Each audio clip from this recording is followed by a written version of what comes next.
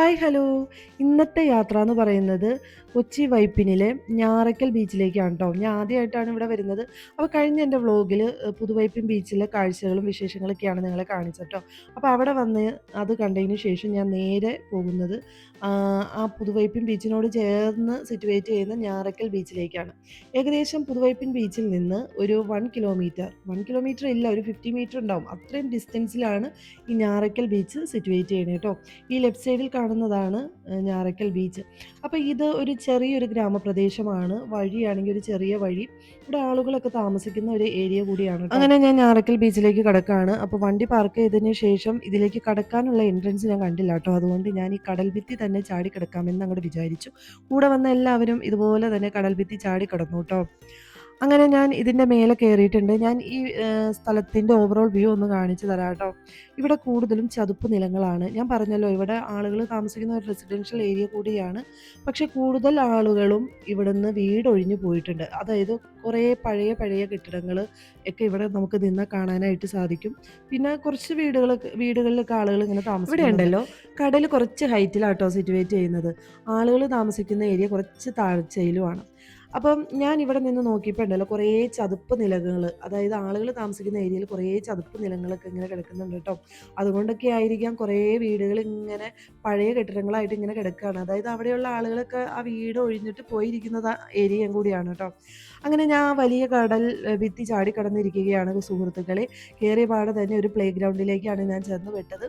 അപ്പോൾ ഈ പ്ലേ ഗ്രൗണ്ടിൽ കുട്ടികളൊക്കെ കളിക്കുന്ന ഒരു സ്ഥലമാണ്. നല്ല രസമുണ്ട്, കുറേ ഉണ്ട് കേട്ടോ, കുറേ ഏരിയ ഉണ്ട്. പിന്നെ ഇവിടുത്തെ മെയിൻ അട്രാക്ഷൻ എന്ന് പറയുന്നത് ഈ ട്രീ ആട്ടോ. ഈ ട്രീയുടെ പേരാണ് പൈൻ ട്രീസ് അഥവാ കാറ്റാടി പ്ലാന്റ്സ് എന്നൊക്കെ പറയൂ കേട്ടോ. അപ്പോൾ എനിക്ക് സാധാരണ, അതായത് മറ്റുള്ള ഞാൻ ഇതിനു മുമ്പ് വൈപ്പിൻ ബീച്ചിൽ നിന്നാണല്ലോ വന്നത്. അവിടത്തേനേക്കാളും ഒരു വ്യത്യസ്തമായിട്ട് എനിക്കിവിടെ തോന്നി കേട്ടോ. കാരണം ഈ പൈൻ ട്രീസ് തന്നെയാണ്. ആക്ച്വലി നമ്മൾ ബീച്ച് സൈഡൊക്കെ വരുമ്പോൾ നല്ല കാറ്റാണ്. പക്ഷേ ഈ പൈൻ ട്രീയും കൂടി വന്നപ്പോൾ ഉണ്ടല്ലോ, ഒരു പ്രത്യേക വൈബ് തന്നെയാണ് കേട്ടോ. അപ്പോൾ ഇവിടുത്തെ പൈൻ ട്രീസ് എന്നൊക്കെ പറഞ്ഞിട്ടുണ്ടെങ്കിൽ ഇങ്ങനെ അടുക്കി അടുക്കി വെച്ച പോലെയാണ്. ഇങ്ങനെ കൂടി കൂടി നിൽക്കുന്ന പൈൻ ട്രീസാണ്. സാധാരണ ചെറായിലൊക്കെ പോയി കഴിഞ്ഞാൽ ഈ ട്രീ കാണാം. പക്ഷേ അതൊക്കെ കുറച്ച് ഗ്യാപ്പിലാട്ടോ. അതൊക്കെ ഞാൻ നിങ്ങളുടെ ഈ വീഡിയോയിൽ നിങ്ങളെ കാണിച്ചു തരുന്നതായിരിക്കും. അപ്പോൾ കയറിയ പാടെ കുറേ ആളുകൾ അവിടെ ഇങ്ങനെ കിടന്നിട്ട് ആടുന്ന നെറ്റിൻ്റെ ഊഞ്ഞാലല്ലേ, അതൊക്കെ കെട്ടിയിട്ട് ഇങ്ങനെ ആടുന്നുണ്ട്. അവിടെ കുറേ സ്ത്രീകളൊക്കെ ഇങ്ങനെ ആടുന്നുണ്ട്. കുട്ടികളാണെങ്കിൽ ടയറൊക്കെ ഇങ്ങനെ തൂക്കിയിട്ടിട്ട് അതിൽ കയറിയിരുന്നൊക്കെ ആടുന്നുണ്ട് കേട്ടോ. നല്ല രസമാണ്.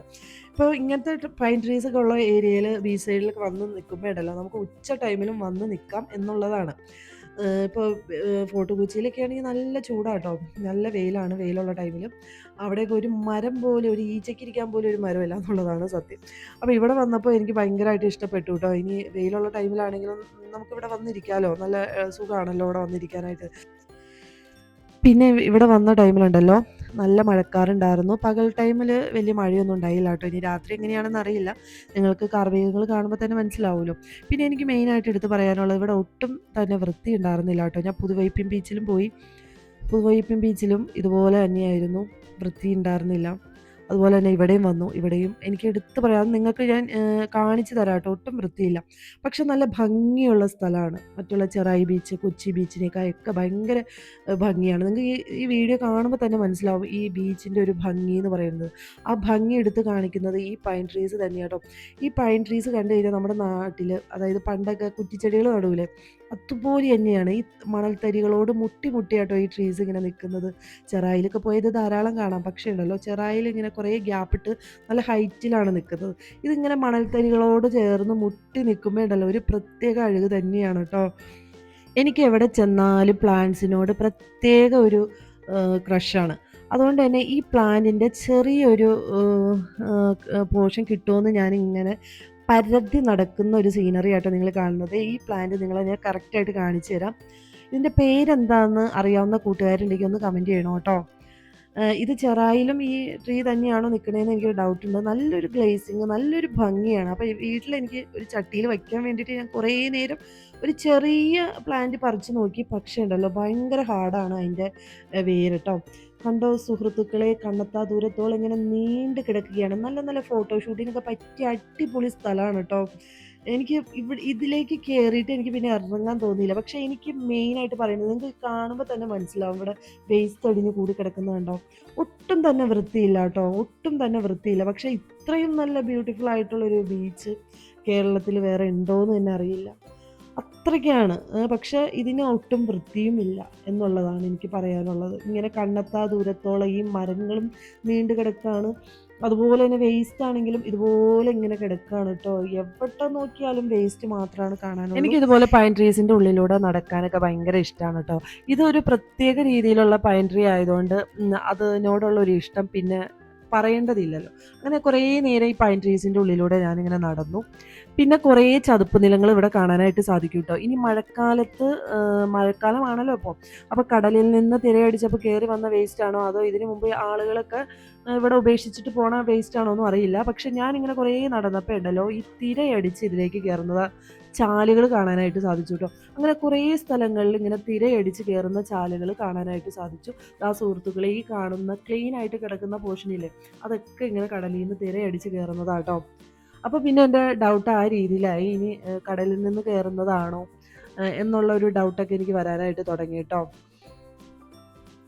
അപ്പോൾ ഞാൻ ഇങ്ങനെ കുറേ നടന്നപ്പോൾ അതിൻ്റെ ഉള്ളിൽ തന്നെ ഇങ്ങനെ വെള്ളം, അതായത് കടൽ ജലമൊക്കെ ഇങ്ങനെ കെട്ടിക്കിടക്കുന്നതായിട്ട് കാണാം. ഇങ്ങനെ വളരെ അധികം മുഷിഞ്ഞ് നമുക്കിങ്ങനെ നോക്കണ സ്ഥലങ്ങളൊക്കെ ഉണ്ടല്ലോ പ്ലാസ്റ്റിക്കുകൾ കൊണ്ട് ഇങ്ങനെ മൂടി കിടക്കുകയാണ്.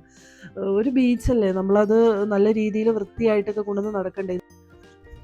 ഇന്നത്തെ വീഡിയോയിൽ ഞാൻ ഈ റിപ്പീറ്റ് അടിച്ചത് ഈ പ്ലാസ്റ്റിക്കിൻ്റെ കാര്യം പറയണത് എന്തുകൊണ്ടാണെന്നറിയോ? ഞാനിവിടെ വന്നിട്ട് കുറേ നേരം ഈ ബീച്ചിൽ ഈ ട്രീസിൻ്റെ ഉള്ളിലൂടെ ഇങ്ങനെ എക്സ്പ്ലോർ ചെയ്യാൻ തുടങ്ങിയതാണ്. ഞാൻ ഈ വന്ന ആ ടൈം തുടങ്ങി ഇതിലൂടെ ഇങ്ങനെ നടന്ന് കുറേ കാണുന്നത് മൊത്തം ഈ പ്ലാസ്റ്റിക്കാണ്.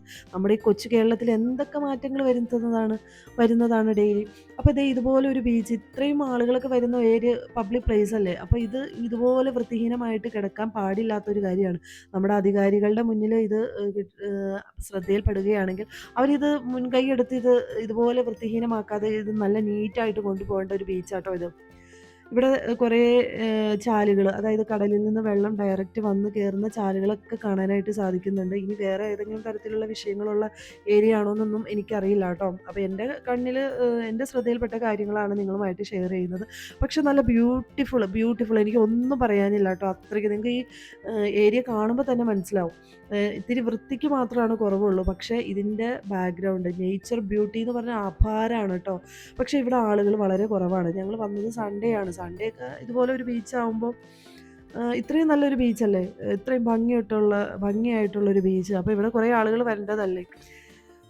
അപ്പോൾ എനിക്ക് തോന്നിയ കാര്യങ്ങളൊക്കെ ഞാൻ ഇതിൽ പറയുകയാണ് കേട്ടോ.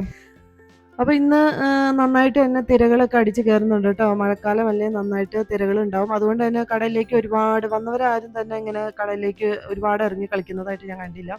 പിന്നെ ഇവിടെ അടുത്ത് തന്നെയാണല്ലോ വല്ലാർപാടം കണ്ടെയ്നർ. അപ്പോൾ ഇവിടുന്ന് ഷിപ്പിൽ കണ്ടെയ്നേഴ്സ് ഇങ്ങനെ കയറി പോകുന്നതൊക്കെ ഇവിടെ നിന്നാൽ കാണാം കേട്ടോ. പിന്നെ ഇവിടെ കുറേ കക്ക സാന്നിധ്യം കണ്ടു. പുതുവൈപ്പിൻ ബീച്ചിൽ ഇതുപോലെ തന്നെ കുറേ കക്കത്തോടുകളൊക്കെ കിടക്കുന്നതായിട്ട് കണ്ടു കേട്ടോ. അവിടുന്ന് കുറച്ച് ദൂരേ ഉള്ളൂ ഇങ്ങോട്ടേക്ക്. ഇതിൻ്റെ പേര് ഞാറക്കൽ ബീച്ച് എന്നാണ്. പിന്നെ ഞാൻ കുറേ നേരം കടലിൻ്റെ കാറ്റൊക്കെ കൊണ്ട് അപാര ശക്തിയിലാട്ടോ വരുന്നത്. അത് നിങ്ങൾക്ക് ഈ വീഡിയോ കാണുമ്പോൾ തന്നെ മനസ്സിലാവും. നന്നായിട്ട് തന്നെ തിരയുണ്ടായിരുന്നു. പിന്നെ എവിടെ പോയാലും, അതായത് ബീച്ചിൽ പോയി കഴിഞ്ഞാൽ പയ്യെ പോയി അവിടെ കാല് നനച്ചില്ലെങ്കിൽ എനിക്കൊരു സമാധാനം കിട്ടാറില്ല. അതെനിക്ക് മാത്രമല്ല, ബീച്ചിൽ വരുന്ന എല്ലാവർക്കും അങ്ങനെ തന്നെയാണ്. അങ്ങനെ ഞാനും പോയി ഒന്ന് കാല് നനച്ചിട്ട് പയ്യെ കയറി വരുന്ന ഒരു സീനറിയാണ് കേട്ടോ ഇത്.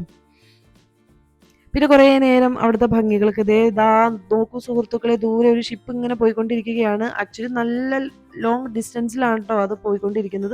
ഇതൊക്കെയാണ് സുഹൃത്തുക്കളെ ഞാറക്കൽ ബീച്ചിലുള്ള കാഴ്ചകൾ എന്ന് പറയുന്നത്. അപ്പോൾ ഞങ്ങൾ ഇവിടെ നിന്ന് തിരിക്കുകയാണ് കേട്ടോ. സത്യം പറഞ്ഞാൽ തിരുവനന്തപുരത്ത് നിന്ന് തുടങ്ങി കാസർഗോഡ് വരെ 580 കിലോമീറ്ററോളം ഇങ്ങനെ നീണ്ടു കിടക്കുകയാണ് കടൽ തീരങ്ങൾ. അപ്പോൾ ഗവൺമെൻറ് കൂടുതൽ കണ്ടാൽ ഭംഗിയുള്ളതും സൗന്ദര്യമുള്ളതുമായിട്ടുള്ള സ്ഥലങ്ങളെയാണ് ബീച്ചായിട്ട് കൺസിഡർ ചെയ്യുന്നത്. പക്ഷേ നമ്മളെപ്പോലെയുള്ള സാധാരണക്കാരായ ആളുകൾ കാണുന്ന സ്ഥലത്തുനിന്ന് കയറി ഒരു ബീച്ച് ഇങ്ങനെ നീണ്ടു കിടക്കാണല്ലോ കടൽ തീരങ്ങൾ. അപ്പോൾ എവിടെന്നെങ്കിലുമൊക്കെ കയറുമ്പോൾ അത് ബീച്ചായിട്ട് അങ്ങോട്ട് പ്രഖ്യാപിക്കുകയാണ് കേട്ടോ. അപ്പോൾ ഞാനിവിടെ കൂടുതലായിട്ട് കുറേ കമിതാക്കളൊക്കെ തമ്പടിച്ച് നിൽക്കുന്നതായിട്ട് കണ്ടു. അവർ ഫോട്ടോസ് എടുക്കുന്നു, റീൽസ് എടുക്കുന്നു. അത് അവരുടേതായിട്ടുള്ള ഇഷ്ടങ്ങൾ കേട്ടോ. സത്യം പറഞ്ഞാൽ അവർക്കൊക്കെ തമ്പടിച്ച് കിടക്കാൻ പറ്റുന്ന ഒരു സ്ഥലമാണ്. കാരണം കൊച്ചി എന്ന് പറയുന്ന ഒരു അത്രയും ഡെവലപ്പായിട്ടുള്ള ഒരു സ്ഥലത്തു നിന്നൊക്കെ മാറി ഒരു പ്രൈവറ്റ് സ്പേസ് എന്ന് പറയുന്നത് ഇതാണ്. ഇവിടെയാണെങ്കിൽ എന്ത് സംഭവിച്ചാലും ആരും ഒന്നും കാണാൻ പോണില്ല കേട്ടോ.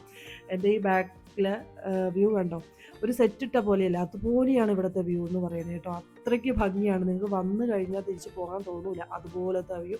പക്ഷേ ഇവിടുത്തെ മെയിൻ പ്രശ്നം എന്ന് പറയുന്നത് ഇതുപോലെ വൃത്തിഹീനമായിട്ടുള്ള ഒരു അന്തരീക്ഷമാണ് ഇവിടെ കാണാനുള്ളത് കേട്ടോ.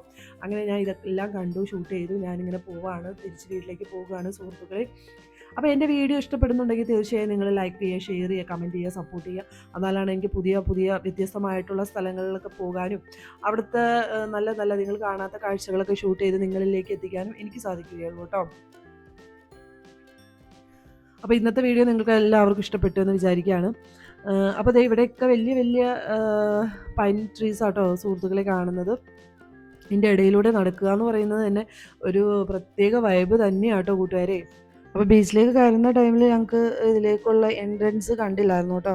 അങ്ങനെ ഞങ്ങൾ തപ്പിപ്പിടിച്ച് എൻട്രൻസ് ഒക്കെ കണ്ടുപിടിച്ചു. ഫോർ വീലറൊക്കെ കഷ്ടി കയറുള്ളൂ കേട്ടോ.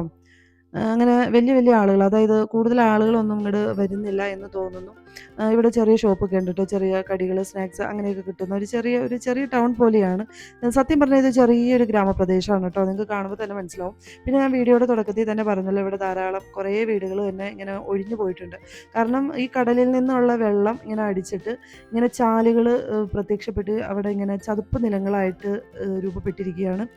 അപ്പോൾ ഇവിടുത്തെ ആളുകളുടെ മെയിൻ ജോലി എന്ന് പറയുന്നത് ഫിഷിംഗ് ആണ് കേട്ടോ. ഇപ്പോൾ ഫിഷിംഗ് ഇല്ല, ട്രോളിംഗ് ആണല്ലോ. അതുകൊണ്ട് തന്നെ അവർക്ക് സൈഡായിട്ട് അവർ ഫാമിങ്ങും കൂടിയുണ്ട്, കുറേ പശുക്കളെയൊക്കെ വളർത്തി അങ്ങനെയൊക്കെയാണ് ഇവിടെയുള്ള ആളുകൾ ജീവിച്ചു പോകുന്നത് കേട്ടോ. അപ്പം നമുക്ക് ഇതൊക്കെ കാണുമ്പോൾ ഒരു കൗതുകമാണ്. പക്ഷേ നമ്മുടെ നാട്ടിൽ നിന്ന് ഇതൊക്കെ വന്ന് കാണുമ്പോൾ ഒരു കൗതുകം. പക്ഷേ ഇവിടുത്തെ ബുദ്ധിമുട്ട് എന്താണെന്ന് ഇവിടുത്തെ ആളുകൾക്കാണ് മനസ്സിലാവുകയുള്ളൂ.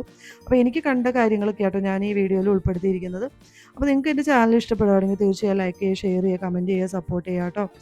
എന്നാലാണ് എനിക്ക് പുതിയ പുതിയ വ്യത്യസ്തമായിട്ടുള്ള വീഡിയോസൊക്കെ ഇതിൽ ഉൾപ്പെടുത്തി പോകാൻ പറ്റുള്ളൂ. കണ്ടോ, ഇതൊക്കെ ചതുപ്പ് നിലങ്ങളാണ് കേട്ടോ.